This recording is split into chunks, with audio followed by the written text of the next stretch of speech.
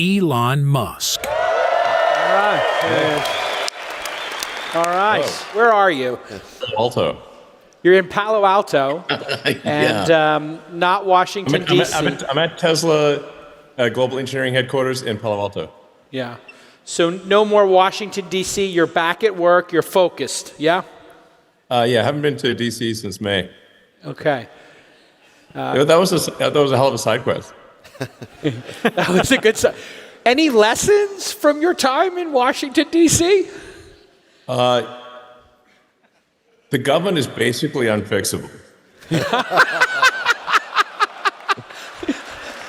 Elon. And it's good to have talented people in the administration, but at the end of the day, if you look at our national debt, which is insanely high, the interest payments exceed the Defense Department, War Department budget.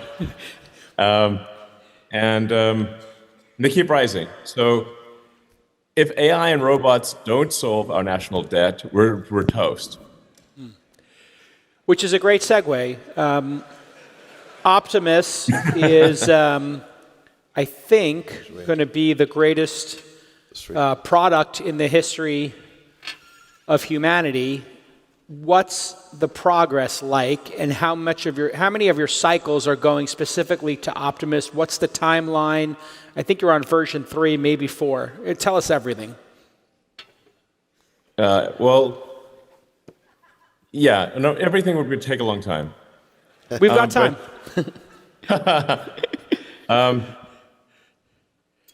We're finalizing the design of Optimus version 3. And that really is going to be a very remarkable robot.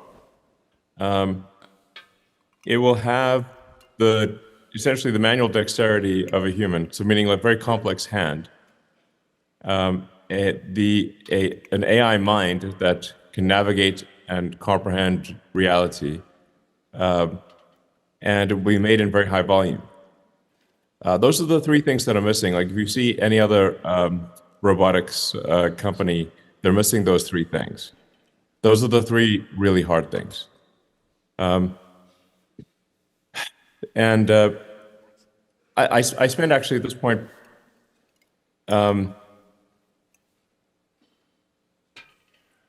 it might be more of my mental cycles than anything else, any other single thing on Optimus. That's solving for real-world AI, all of the electromechanical issues of Optimus, the supply chain and production challenges of it, because there is no supply chain that exists for humanoid robots. So we have to recreate it from scratch, and which requires doing a lot of vertical integration. None of the actuators in Optimus are available from an existing supply chain. But I think it is accurate to say that if successful, Optimus will be the biggest product ever. And the cost of it at scale, $20,000, $30,000, $40,000 a robot. What do you think the first wave of them will cost? And when will we be able to buy one to work on the ranch?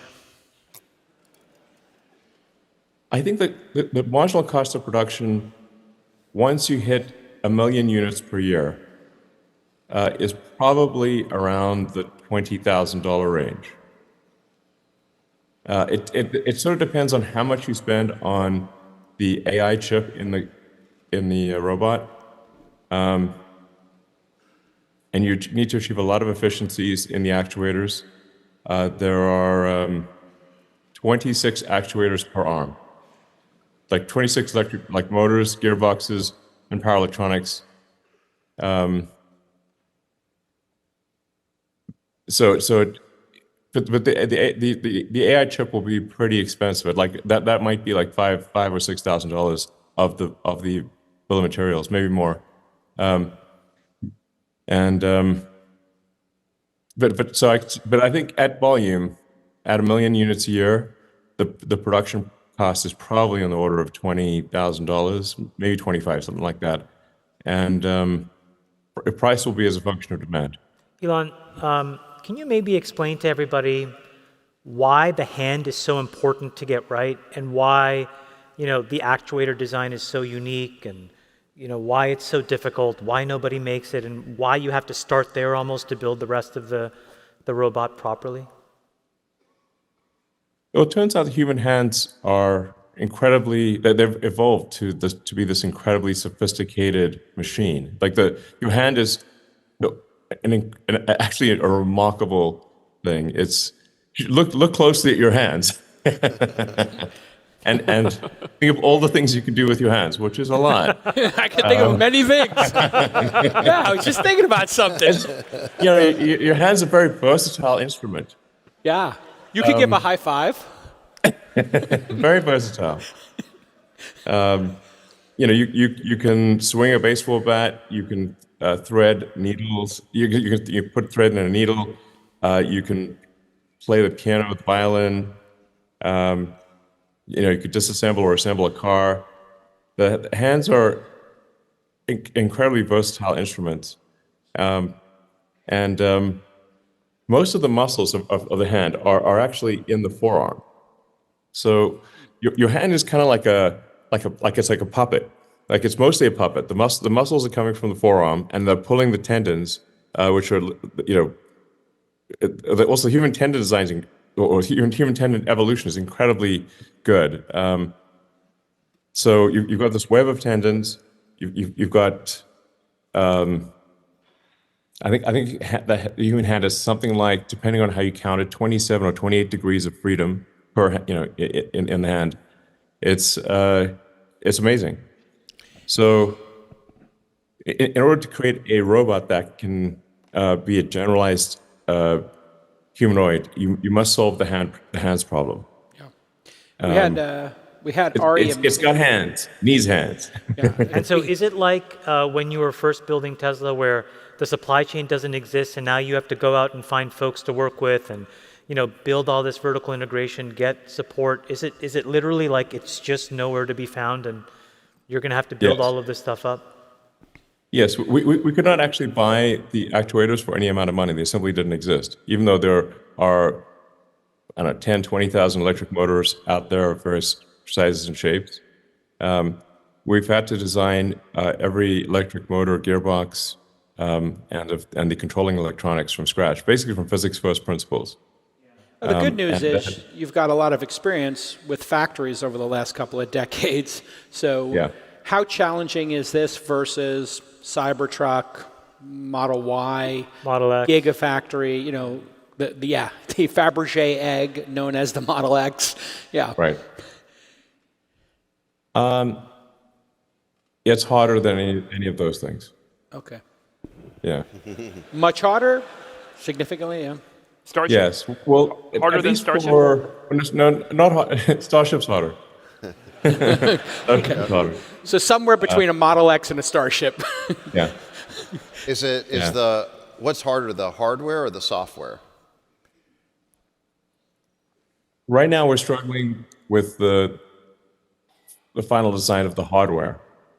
Like I said, it's really primarily the hand. Not to just dismiss the rest of the robot. The rest of it's also important, but the hands inclusive of the forearm are a majority of the engineering difficulty of the entire robot. And then let's assume you get past the hardware challenges. How much do you sort of get for free based on all the progress that's happening with LLMs? Will consumers just be able to interact with this, talk to the robot, ask it to do things, it'll understand, and sort of... Oh, yeah. Sure. Yeah, no problem.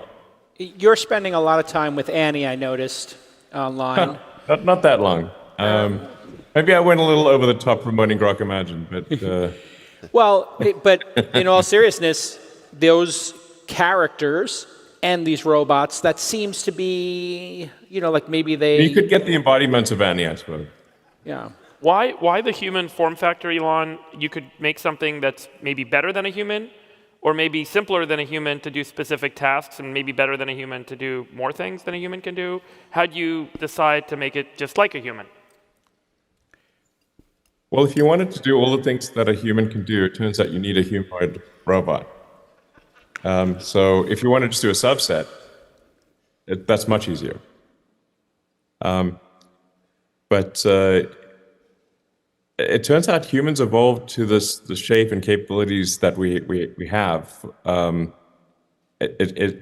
for good reasons.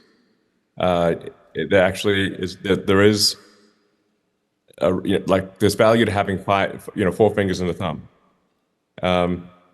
and even the pinky actually is quite useful. Toes are a much more a question mark, but the fingers. Well, also humans have designed the world as well, so we designed it for us. For us, So exactly. if you can make a humanoid robot, it'll be immediately backwards compatible with what we've built the world for. Precisely. Elon, there's Yeah. another part of the robot. So there's the LLMs, there's the actuation in the hands, but also there's the silicon that runs it. And there was, Dojo, I think you posted on X AI5 and AI6, and it just seemed like you were incredibly excited about the direction in which the silicon layer was also going. Can you tell us about that and what that is, and what are we building here? What is being built? Is it a complement to everything that exists in the world? Is it a potential long-term competitor? What is it? Yeah, so at Tesla, we basically had two different chip programs, one Dojo and one Dojo on the training side, and then what we call, AI4, it's just our inference chip. The AI4 is currently shipping in all vehicles, and we're finalizing the design of AI5, which will be an immense jump from AI4. By some metrics, the improvement in AI5 will be 40 times better than AI4. Wow. So not 40%, 40 times. And this is because we work so closely at a very fine-grained level on the AI software and the AI hardware. So we know exactly where the limiting factors are. And so effectively, the AI hardware and software teams are co-designing the chip. So a 40x improvement in the silicon, I think then as everybody here in the audience experiences it, is that just almost like an order of magnitude increase in the quality of FSD and the safety that you experience as a Tesla driver, and then the quality of the robot? Like, where does it all manifest when you bring it up and actually get it into production? Yeah, to be precise, the 40x is on, if you said like, compared to the worst limitation on AI4, which is running the softmax operation. Yeah. We currently have to run softmax in around 40 steps in emulation mode, whereas that'll just be done in a few steps natively in AI5. AI5 chip will also be easily handle mixed precision models, so you don't have it'll dynamically handle mixed precision. There's a bunch of sort of technical stuff that AI5 will do a lot better. In terms of nominal sort of raw compute, it's 8 times more compute, about 9 times more memory, roughly 5 times more memory bandwidth. But because we're addressing some core limitations in AI4, you multiply that by that 8x compute improvement by another 5x improvement because of optimization at a very fine-grained silicon level of things that are currently suboptimal in AI4. That's where you get the 40x improvement. You had keep going. So now that said, I am confident that the current chips, AI4 chips that are in the cars, will achieve self-driving safety that is at least 2 to 3 times that of human, and maybe even 10x. And the software that will be released for that is coming out over the next few months. So version 14 will be the biggest upgrade in Tesla software since version 12. We are increasing the parameter count by an order of magnitude. There's a lot of reinforcement learning that's been used. There's like you can think of AI sort of as a way of compressing reality, and some of those compression steps were too lossy, and we addressed the lossiness in the compression steps. So these are all software updates that'll go out. So just over-the-air updates. Your car is going to feel like it is sentient by the end of the year. Yeah, it feels that way already, to be honest. I saw in the trades that you spent about $17 billion on some spectrum, and so some couch change to enable your satellites and the Starlink network to connect directly with phones. What will that look like in a year or two? Are we going to drop our Verizon account and just expand our Starlink account?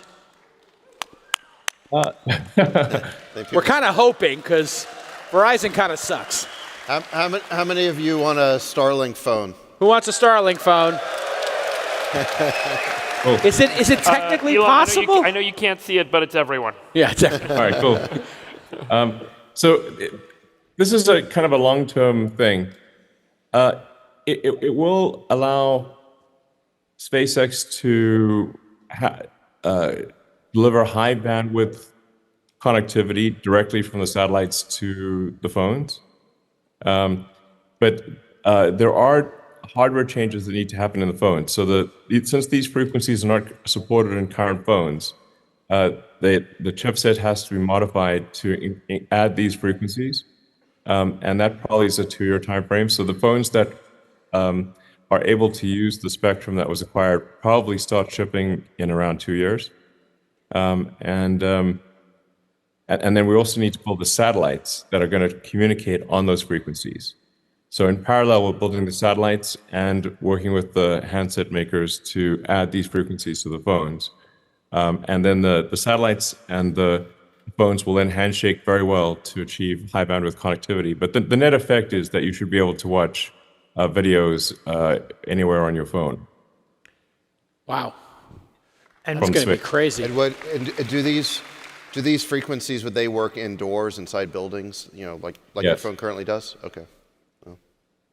And so will you be able to have basically if you're in a building with a thick metal roof, then no. But No, the same types of normal homes, yes, yes. Elon, is your vision for this that instead of having an AT&T account and then roaming when you're in the UK or you're in India, it's just we could have one direct deal with Starlink. It works all over the world, eventually, not today, but at some point. Is that the end goal?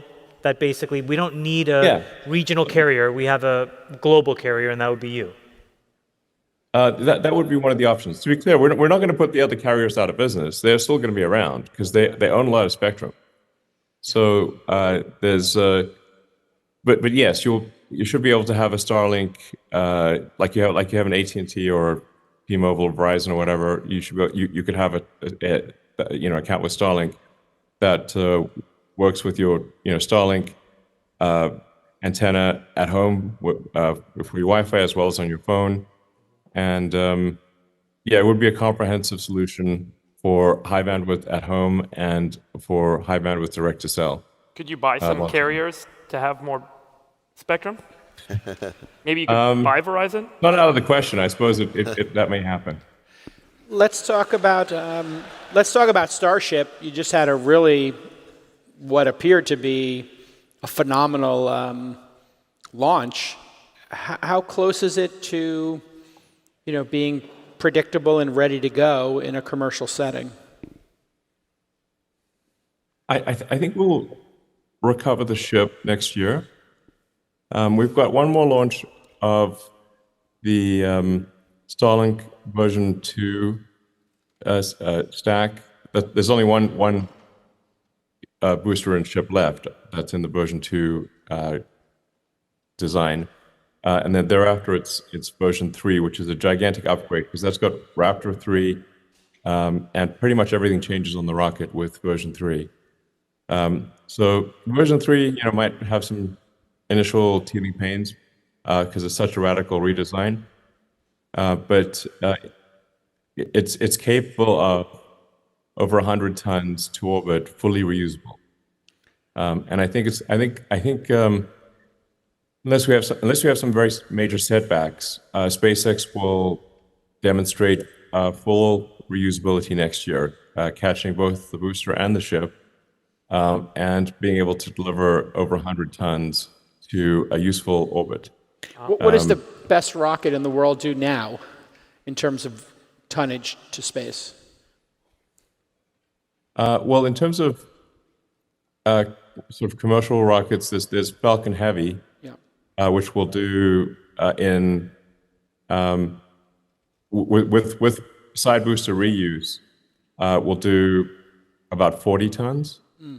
So this is 5 times bigger, yeah. Well, 2.5 times bigger, but Starship would be full reusability. Got it, okay. Hey, So everything comes back. Elon, after the explosion that happened with the failed launch, there was a lot of... Which one? Sorry? Which failed one? The more recent one. The more recent Okay. with the Starship. The big boom. Yeah, and The so big boom with on the base. Starship, and there was there was a lot of proclamations that there's going to be environmental and FAA and all these other sorts. The recovery back to the launch pad again was incredibly fast. How did you get back so fast? Not just technically and work-wise, but just like regulatory clearance-wise, because they said there were going to be all these questions and reviews and so on. How did you guys manage that? Well, there were a lot of questions and reviews. We got through them all. And credit to the SpaceX team. They worked incredibly hard, and they got the next ship and booster tested and on the pad and flown. And huge credit to the SpaceX team. Very proud of them for doing such a great job recovering. I mean, creating a fully reusable orbital rocket is one of the hardest engineering problems ever. It's certainly, a candidate for most difficult engineering project ever. It's on the podium at least. So that's been the goal of SpaceX from the beginning, from 2002, and here we are 23 years later. So it's a long journey, and with a super talent, like by far I think the most talented group of rocket engineers that's ever been assembled. And we're finally, next year, I think we'll be able to achieve full reusability. Elon, what are the big technical blockers that you're focused on there between now and that full reusability? Are there some showstoppers where you're just kind of literally just obsessing over trying to figure out still, or is it more about getting through a laundry list of your learnings and just integrating it into the next launch? Well, for full reusability of the ship, there's still a lot of work that remains on the heat shield. So no one's ever made a fully reusable orbital heat shield. Like the shuttle heat shield had to go through 9 months of repair after every flight. Right. So no one has ever made a fully reusable orbital heat shield. And is that a material science problem, or is that an engineering problem, or both? Yeah, I mean, it's a material science engineering problem. But we really are looking at the fundamental physics here. Again, physics first principles, and trying to figure out how do we make something that can withstand the heat, is very light, doesn't transmit the heat to the primary primary structure. But then whose integrity is all intact? the tiles stay on and they don't crack. Yeah. And then as you ascend, if you hit some rain, the tiles don't dissolve in rain. There's a lot of different issues. And then you really need to know that these tiles are working. You can't go through this laborious inspection. So it really needs to be these tens of thousands of tiles all work and don't need to be refurbished or checked one by one, as was the case with the shuttle. Can we maybe switch now? I mean, who else were you talked about Tesla? Then you go to SpaceX. Yeah. Now I'd like to ask you some questions about Grok and XAI. You want to just give us an update? I think you kind of talked about where the next gen model is, and you said something incredible. I still don't think people really understand it, which is, there's going to be a next training run where you expect, not to start from the, common web and common crawl, where you expected an enormous amount of synthetic data. Just tell us about how the evolution of Grok is going and this innovation and why it's so important.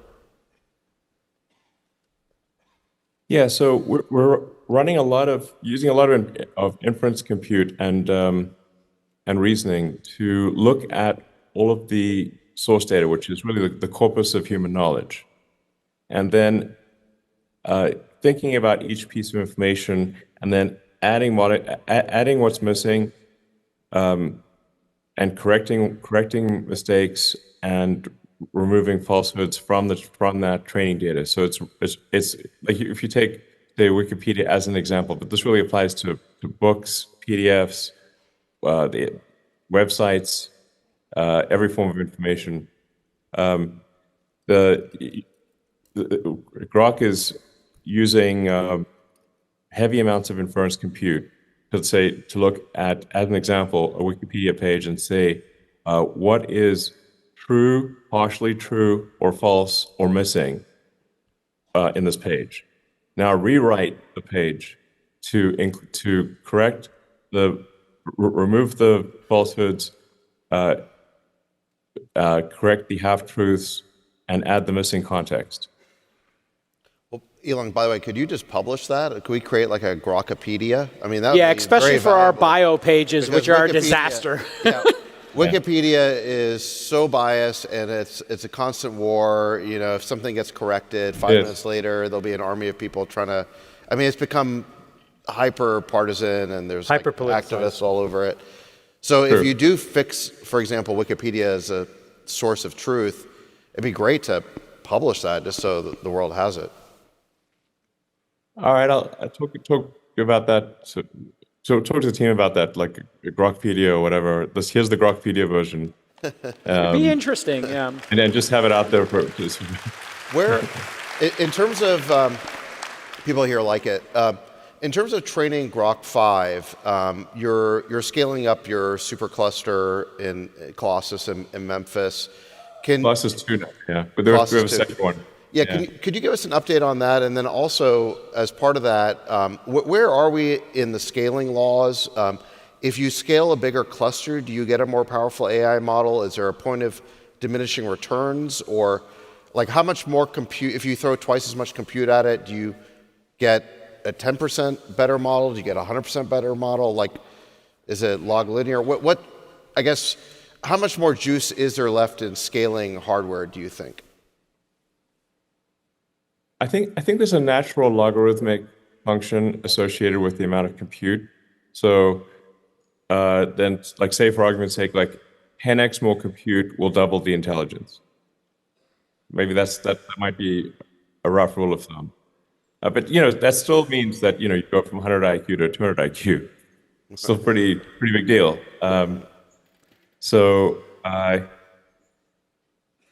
And I think we'll see intelligence continue to scale all the way up to where most of the power of the sun is harnessed for compute, and then ultimately most of the power of the galaxy.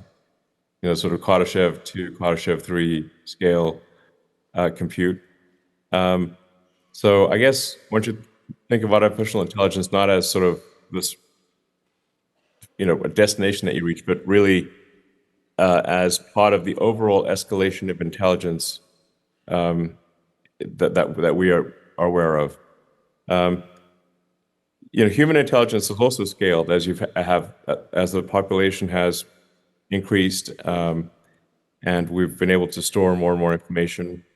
Human intelligence has scaled. Now, because of population declines and low growth rate, human intelligence is somewhat plateauing and will actually decline.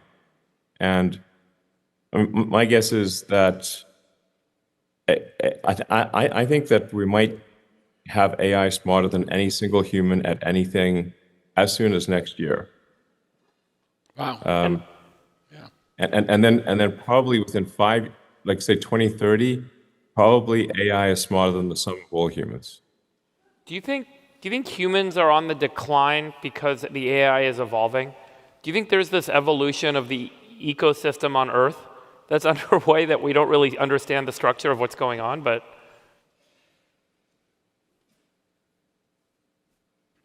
maybe we implicitly know that it's coming.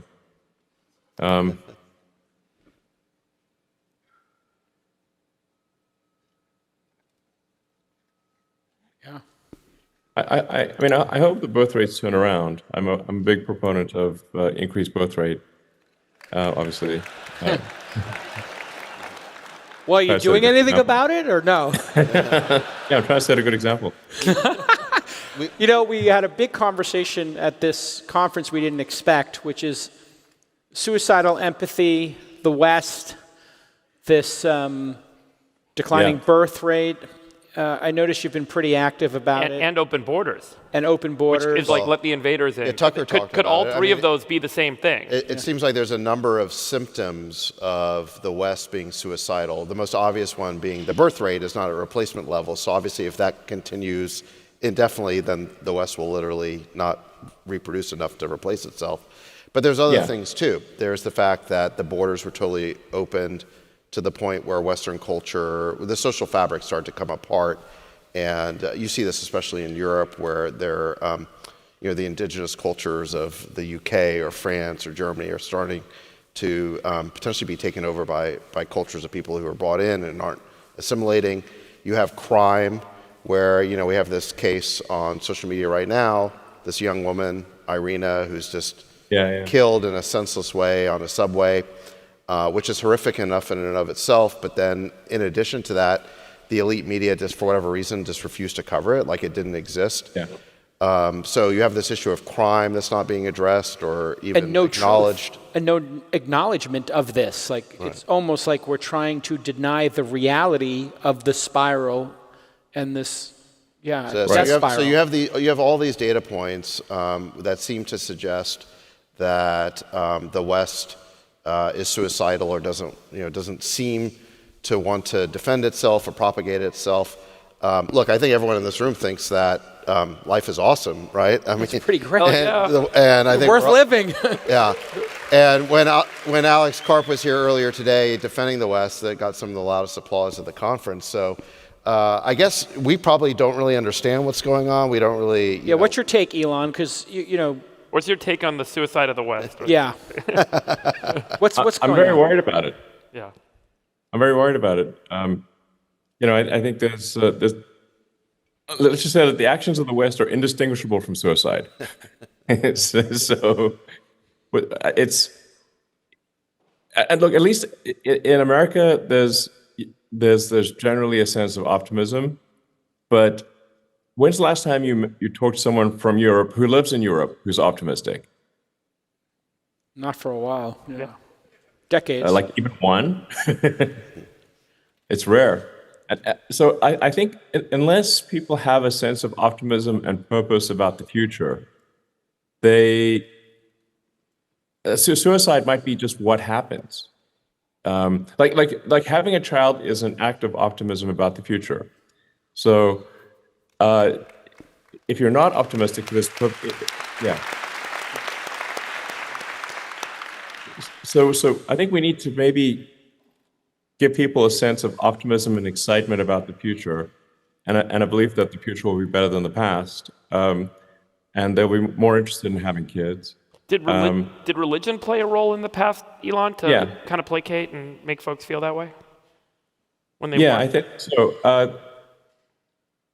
The nature abhors a vacuum, and if you take away religion, then I think you actually you get something in its place which is actually worse than what was there before. I mean, it's like destructive, basically. You get like the woke mind virus, filling the hole that religion used to have, taking the place of religion. You get these dystopian de facto religions that are very very self-destructive.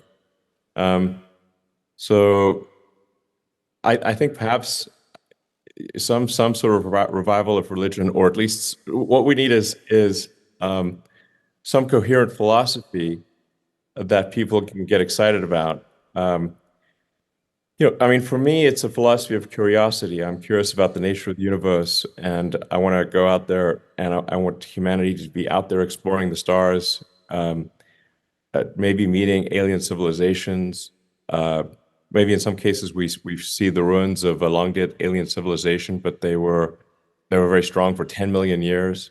The kind of stuff that you see in Star Trek, in a non-dystopian sci-fi book or movie or show.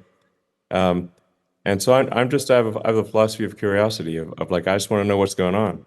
And in order to know what's going on, we must have an increase in the scope and scale of consciousness.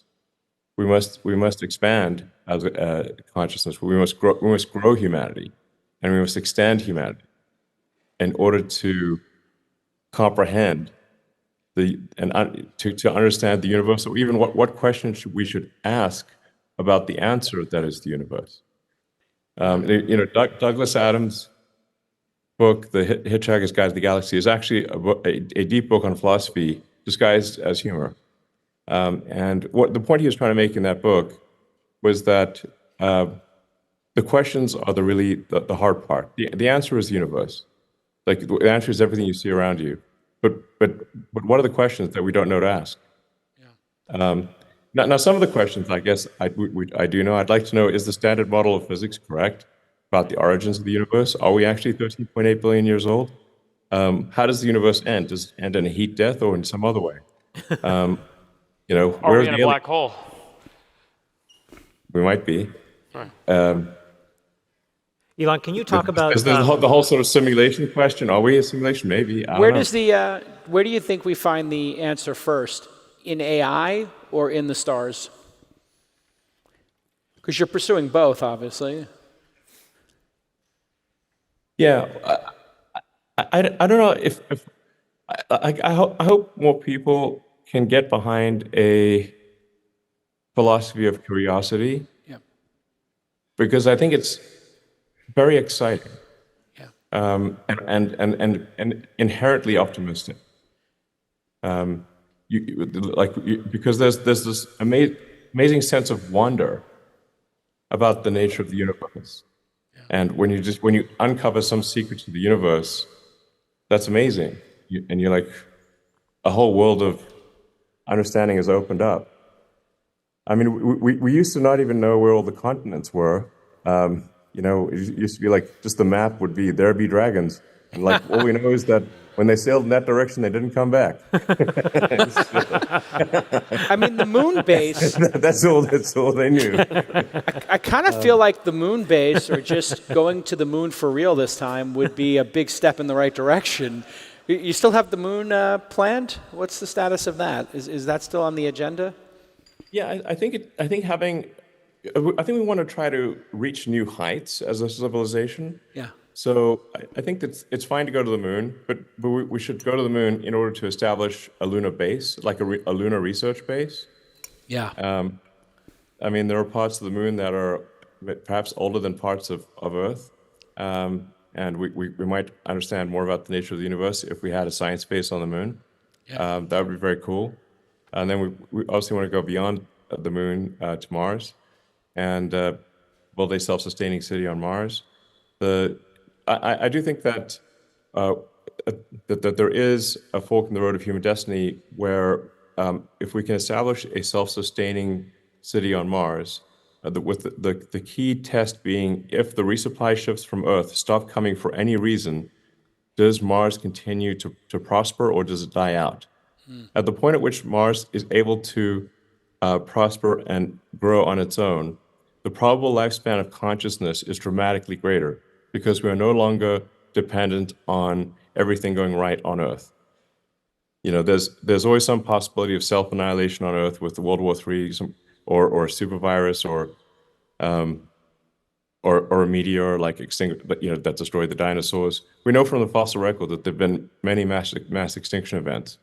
So the question that I sort of always wondering about is, will the civilizational arc continue to ascend such that we can make Mars self-sustaining before the civilizational arc descends? Because the window of opportunity to make life multiplanetary exists now for the first time in the 4.5 billion year history of Earth. Yeah. Elon, And- let's assume that we get there and you're there. You know, you'd be the elder statesman, you'd have the moral authority of Mars. How do you run Mars? But there's this point that I think I want to just emphasize again, that it's more important than the form of governance on Mars or who's there in the early days. What really matters is that Mars is self-sustaining, that we are truly a multi-planet species, and such that we've achieved planetary redundancy. So that if something, and obviously we should do everything possible to make sure life on Earth is great, but there's always some risk of an annihilation event on Earth. Yeah. Like I said, self-annihilation or some natural disaster. And so the probable lifespan of consciousness increases dramatically as soon as we are a multi-planet species, with the key test being, can Mars survive if the resupply ships stop coming? So getting, like, the first missions to Mars are not that important. What matters is, can you get sufficient tonnage to Mars such that Mars can prosper on its own? And that means it has to have all of the ingredients of civilization. It's not just that you need to build, for example, a chip factory on Mars or chip fab on Mars, but you need the ability to build chip fabs. Do you have a sense of the time scale? Like, let's assume Starship is at a state starting in 2026, then there's going to be a bunch of testing, obviously. There's going to be a bunch of early testing. We only have certain launch windows, so there's a bunch of time constraints.